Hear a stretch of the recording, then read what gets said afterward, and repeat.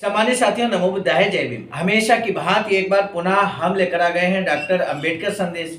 आज का डॉक्टर अंबेडकर संदेश बहुत खास होने वाला है, क्योंकि बाबा साहब का स्पीच, ऐसा स्पीच लेकर हम आप तक उपस्थित हैं जो बाबा साहब ने 2 अक्टूबर 1927 को दिया था। सामान्य साथियों, एक कार्यक्रम था बहिष्कृत छात्रों का खेल प्रतिभा प्रदर्शन का, जिसमें 2 दिवसीय कार्यक्रम था और पहले दिन खेल का प्रदर्शन होना था और अगले दिन पुरस्कार देना था और स्पीचेज होना था। तो बाबा साहब की अध्यक्षता में पुरस्कार वितरित किए गए छात्रों को, उसमें मैक्सिमम तौर पर देखा जाए तो बहिष्कृत समाज के छात्रों ने प्रतिभाग किया था। और उसमें क्या कुछ बाबा साहब ने स्पीच दिया, वही स्पीच लेकर आज हम उपस्थित हैं आप तक। बाबा साहब का जो ये स्पीच है, इसका विषय समझना बेहद जरूरी है।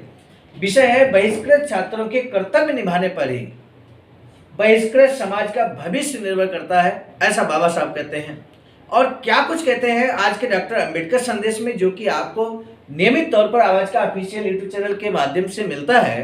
तो इस डॉक्टर अंबेडकर संदेश में पूरा स्पीच हूबहू बाबा साहब के ही शब्दों में लेकर हम उपस्थित हो चुके हैं। सामान्य साथियों, आज का डॉक्टर अंबेडकर संदेश लेकर हम उपस्थित हो चुके हैं। आज का डॉक्टर अंबेडकर संदेश आप देख पा रहे हैं, प्रसारित किया जा रहा है स्थान Buddha Bodhisattva Ambedkar international centre BBIC Sarnath Varanasi राज्य उत्तर प्रदेश और देश भारत से। हमेशा की भांति एक बार पुनः आज का भी डॉक्टर अंबेडकर संदेश यानी कि बाबा साहब का हूबहू भाषण लेकर हम उपस्थित हो चुके हैं आप सभी के समक्ष। आपको मालूम है कि हम बाबा साहब का ये स्पीच, बाबा साहब डॉक्टर अंबेडकर संपूर्ण वाङ्मय के विभिन्न खंडों से लेकर उपस्थित होते हैं। और आज का जो विषय है वो हम आपको बता दें, बहिष्कृत छात्रों के कर्तव्य निभाने पर ही बहिष्कृत समाज का भविष्य निर्भर करता है, ऐसा बाबा साहब कहते हैं। बाबा साहब डॉक्टर अंबेडकर संपूर्ण वाङ्मय खंड 38 आज जो स्पीच लेकर हम उपस्थित हैं वो पृष्ठ संख्या 58 से 59 तक प्रकाशित है। बहिष्कृत वर्ग के सुप्रसिद्ध नेता डॉक्टर भीमराव अंबेडकर बार एट लॉ की अध्यक्षता में रविवार दिनांक 2 अक्टूबर 1927 को पुणे में बहिष्कृत छात्रों का चौथा वार्षिक सामाजिक सम्मेलन संपन्न हुआ। कार्यक्रम के लिए DC मिशन के अहिल्या आश्रम हॉल को सजाया गया था। सम्मेलन का कार्यक्रम शनिवार और रविवार इन 2 दिनों का था। शनिवार को छात्रों के भाषण और खेलों की प्रतियोगिताएं हुई। ये बताने में खुशी होती है कि इन कार्यक्रमों में महार, चमार और मांग जाति के छात्रों ने भाग लिया।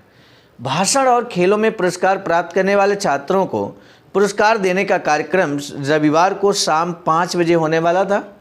इसके लिए नियोजित अध्यक्ष और बहिष्कृत वर्ग के नेता डॉक्टर भीमराव अंबेडकर, बार एट लॉ डॉक्टर सोलंकी, कदम आदि लोगों के साथ 5 बजे पहुंच गए।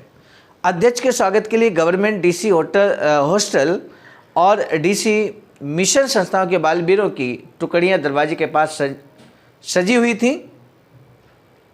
अध्यक्ष के द्वार के पास पहुंचने पर सूबेदार घाटगे के नेतृत्व में बालवीरों की टोली ने सलामी दी। इस समय डॉक्टर अंबेडकर की जय जयकार से माहौल गूंज उठा और उस जय जयकार के बीच ही मेहमान आश्रम में प्रविष्ट हुए। फिर अध्यक्ष, छात्रों और अतिथियों का ग्रुप फोटो लिया गया और फिर 6 बजे पुरस्कार समारोह संपन्न हुआ। अतिथियों में रात अध्यक्ष का भाषण हुआ। भाषण में उन्होंने कहा कि बहिष्कृत वर्ग की मौजूदा भयानक और चिंताजनक परिस्थितियों का वर्णन करके कहा कि इस विषम परिस्थिति में बहिष्कृत वर्ग के छात्र कैसे अपने कर्तव्य को निभाते हैं, इस पर ही बहिष्कृत वर्ग का भविष्य निर्भर है। बाबा साहब यहाँ पर बहिष्कृत वर्ग के जो छात्र हैं, बहिष्कृत वर्ग अर्थात जिसको उस समय अस्पृश्य भी कहा जाता था, अछूत भी कहा जाता था, तो उस वर्ग के छात्रों की बात यहाँ पर हो रही है। इसके साथ ही उन्होंने बहिष्कृत वर्ग की शिक्षित महिलाओं से अपील की कि वे अपने शील और कर्तव्य को निभाते हुए समाज की प्रगति में योगदान दें। जब उन्होंने उदाहरण देकर बताया कि शिक्षित होने पर भी अस्पृश्य माने जाने पर किस तरह आदमी को मुश्किल होती है, तो पूरे सभागार में गंभीरता छा गई। सामान्य साथियों, बाबा साहब ने एग्जाम्पल देते हुए कहा कि भारत के अंदर सबसे ज़्यादा पढ़े लिखे अगर देखा जाए तो मैं स्वयं हूँ। और ये एग्जाम्पल देते हुए समाज को वहाँ पर बोला कि जब मेरे साथ अस्पृश्यता जैसा व्यवहार हुआ, किस तरह का उत्पीड़न, शोषण, अत्याचार हुआ, तो फिर अशिक्षित समाज के साथ कैसा व्यवहार होता होगा, कैसा सलूक किया जाता होगा, ये हम बखूबी समझते हैं। इस तरह का एग्जाम्पल देकर जब बाबा साहब ने यहाँ पर बात कही तो पूरा सभागार गंभीरता, पूरे सभागार में गंभीरता छा गई। बाबा साहब आगे कहते हैं कि डॉक्टर साहब दिल से बोल रहे थे, उनके हर शब्द में उनके हृदय की उत्कट इच्छा प्रतिबिंबित हो रही थी। कुल मिलाकर भाषण प्रभावी और चिंताकर्षक था। बाद में आभार प्रदर्शन के बाद अध्यक्ष को पुष्प हार पहनाया गया। इस तरह ये स्मरणीय कार्यक्रम संपन्न हुआ। सामान्य साथी, यहाँ पर चूँकि खेलों का कार्यक्रम था, छात्रों के प्रतिभा प्रदर्शन का कार्यक्रम था, और इसलिए बाबा साहब ने यहाँ बहुत लंबा स्पीच न देते हुए शॉर्ट में स्पीच दिया। और ये जो स्पीच हमने आपके समक्ष रखा वो बहुत ही सारगर्भित स्पीच रखा। बाबा साहब का जो यूँ कहें कि कॉमन जो बाबा साहब ने मैसेज दिया, जो संदेश दिया, वो संदेश यहाँ पर आपको बताया गया। बाबा साहब ने बहिष्कृत वर्ग के छात्रों से आह्वान किया कि आपके नैतिक दायित्व का निर्वहन पर ये डिपेंड करता है कि बहिष्कृत समाज का भविष्य क्या होगा। यदि आप अपने नैतिक दायित्वों का निर्वहन ईमानदारी से करते हैं तो बहिष्कृत समाज का जो भविष्य है वो बहुत अच्छा होगा।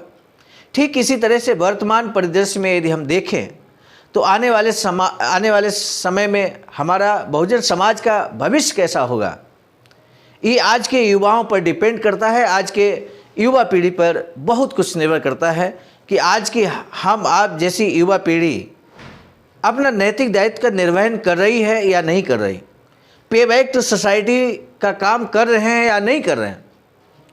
यदि हम बाबा साहब के अधूरे मिशन को पूरा करने के लिए प्रतिबद्ध हैं, कटिबद्ध हैं, तो ये मान लीजिए तो आने वाली पीढ़ी का भविष्य अच्छा होगा। ये हमारे आपके हाथों में है। सामान्य साथियों, बात होती है पे बैक टू सोसाइटी की, तो हम आपको बता दें बाबा साहब का अधूरा मिशन और अधूरी इच्छा, एक बहुत ही महत्वपूर्ण अधूरी इच्छा बाबा साहब की है वैचारिक सेंटर बनाने की, जिस पर इस समय आवाज का बीबीएस 3 आईडासा के द्वारा बहुत ही संकल्पित प्रयास किया जा रहा है।